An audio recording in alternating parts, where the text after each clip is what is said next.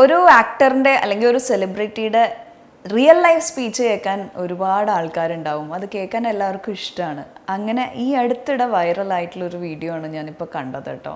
അത് മറ്റാരുടെയും അല്ല, നമ്മുടെ ഏവരുടെയും പ്രിയപ്പെട്ട മിസ്റ്റർ എം മമ്മൂക്ക പൊതുവെ അഹങ്കാരിയാണ്, ഇത്തിരി ജാട കൂടുതലാണ്, ആൾക്കാരോട് റഫ് ആൻഡ് ടഫ് ആയിട്ടാണ് സംസാരിക്കുക എന്നൊക്കെ പൊതുവെ എല്ലാവരും ഇങ്ങനെ പറയലുണ്ട്. പക്ഷേ ഈ വീഡിയോ കണ്ടാൽ മനസ്സിലാവും അദ്ദേഹം എന്താണെന്നും ഏതാണെന്നും. അദ്ദേഹവും നമ്മളെപ്പോലെ തന്നെ ഭയങ്കര ഇമോഷണൽ കോഷ്യൻറ്റ് കൂടുതൽ ഉള്ള ആളാണെന്നും ഇത് കണ്ടു കഴിഞ്ഞാൽ മനസ്സിലാവും. ഈ അടുത്തിടെ വൈറലായ, ഒരുപാട് നാളായി ഈ വീഡിയോ വന്നിട്ട്, പക്ഷേ ഈ അടുത്തിടെയാണ് ഇത് കുറച്ച് വൈറലായത്. അദ്ദേഹം പഠിച്ച യൂണിവേഴ്സിറ്റി തന്നെ ഡോക്ടറേറ്റ് കൊടുത്ത സമയത്ത് ഉള്ള സ്പീച്ചാണ്. ഈ സ്പീച്ച് നമുക്കൊന്ന് കേൾക്കാം.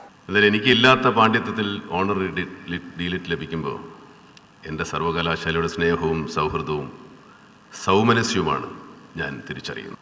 മമ്മൂട്ടിക്ക് അല്പം അഹങ്കാരമുണ്ടെന്ന് സുഹൃത്തുക്കൾ പോലും പറയും. എന്നാൽ അത് കെട്ടിലും മട്ടിലും മാത്രമേ ഉള്ളൂ. ഉള്ളൊന്ന് വെച്ച് കഴിഞ്ഞാൽ ഞാൻ നിങ്ങളെപ്പോലെ സ്നേഹവും വാത്സല്യവും കാരുണ്യവും വികാരവും വായ്പവും ഒക്കെ ഉള്ളൊരു സാധാരണ വ്യക്തിയാണ്. എൻ്റെ ജീവിതത്തിലെ ഏറ്റവും ധന്യമായ മുഹൂർത്തമാണിത്. ചികിത്സിക്കാൻ അർഹതയില്ലെങ്കിലും എനിക്ക് ഡോക്ടറേറ്റ് പദവി ലഭിക്കുമ്പോൾ അതിന് സാക്ഷ്യം വഹിക്കാൻ എൻ്റെ ബാപ്പ ജീവിച്ചിരിപ്പില്ല എന്ന ദുഃഖം മാത്രമാണ് ഈ വേളയിൽ എന്നെ അലോസരപ്പെടുത്തുന്നത്. പതിറ്റാണ്ടുകൾ കഴിഞ്ഞെങ്കിലും എൻ്റെ അഭിനയത്തികവും കലാരംഗത്തെ നേട്ടങ്ങളും കണക്കിലെടുത്ത് എന്നെ വലുതാക്കിയ എൻ്റെ സർവകലാശാല എനിക്ക് ഡോക്ടറേറ്റ് നൽകുമ്പോൾ ആ ബഹുമതി എൻ്റെ ബാപ്പയുടെ സ്മരണയ്ക്ക് മുൻപാകെ ഞാൻ സമർപ്പിക്കുക. ഒരു വ്യക്തിയുടെ സ്വഭാവത്തെ ഏറ്റവും കൂടുതൽ സ്വാധീനിക്കുന്നത് വിദ്യാഭ്യാസ കാലഘട്ടമാണ്. പതിറ്റാണ്ടുകൾ പിന്നിലേക്ക് മനസ്സിന് പായിക്കുമ്പോൾ സുഖ ദുഃഖ സമ്മിശ്രമായ വികാരമാണ് എന്നെ ഗ്രസിക്കുന്നത്.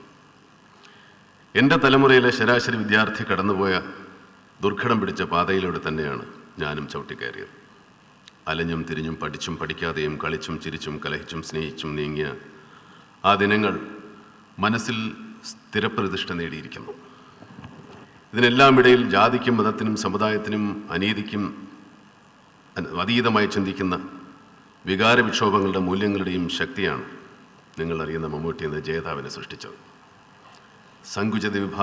സങ്കുചിതവും വിഭാഗീയവും പ്രാകൃതവുമായ വഴിത്തറയിൽ നിന്ന് കേരളം മാറി നടന്നതിൻ്റെ ഉൽപ്പന്നമാണ് മമ്മൂട്ടി എന്ന നടൻ. മലയാളിയായി പിറന്നതാണ് എൻ്റെ ഏറ്റവും വലിയ ശക്തി. സർവകലാശാലയോട് എനിക്ക് തീരാത്ത കടപ്പാടുണ്ട്. എൻ്റെ സാമൂഹ്യ വീക്ഷണത്തെ രൂപപ്പെടുത്തിയത് ഈ മഹാപ്രസ്ഥാനമാണ്. മമ്മൂട്ടിയുടെ രാഷ്ട്രീയം എന്താണെന്ന് പലരും ചോദിക്കാറുണ്ട്. ജാതിക്കും മതത്തിനും മറ്റ് വേർതിരിവുകൾക്കും അതീതമായി ചിന്തിക്കാൻ കഴിയുന്ന മാനസികാവസ്ഥയാണ് എൻ്റെ രാഷ്ട്രീയം. ഈ അവസ്ഥയോട് പൊരുത്തപ്പെടാൻ കഴിയുന്ന ഏതൊരു വ്യക്തിയോടും പ്രസ്ഥാനത്തോടും ഞാൻ ഐക്യദാർഢ്യം പ്രഖ്യാപിക്കുന്നു. പഠിച്ചുകൊണ്ടിരിക്കുമ്പോൾ എൻ്റെ ഇടതും വലതും ഉണ്ടായിരുന്ന സഹപാഠിയുടെ ജാതിയോ മതമോ സാമൂഹ്യ സാമ്പത്തിക സാഹചര്യമോ ഞാൻ ആരാഞ്ഞിരുന്നില്ല.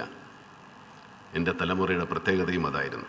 ഒരുപക്ഷെ നമ്മുടെ വിദ്യാഭ്യാസ മേഖലയുടെ ജനാധിപത്യവൽക്കരണമാണ് ലക്ഷക്കണക്കിന് മലയാളികൾക്ക് ലോകത്തിൻ്റെ നെറുകയിൽ സ്ഥാനം പിടിക്കാൻ അവസരമൊരുക്കിയത്.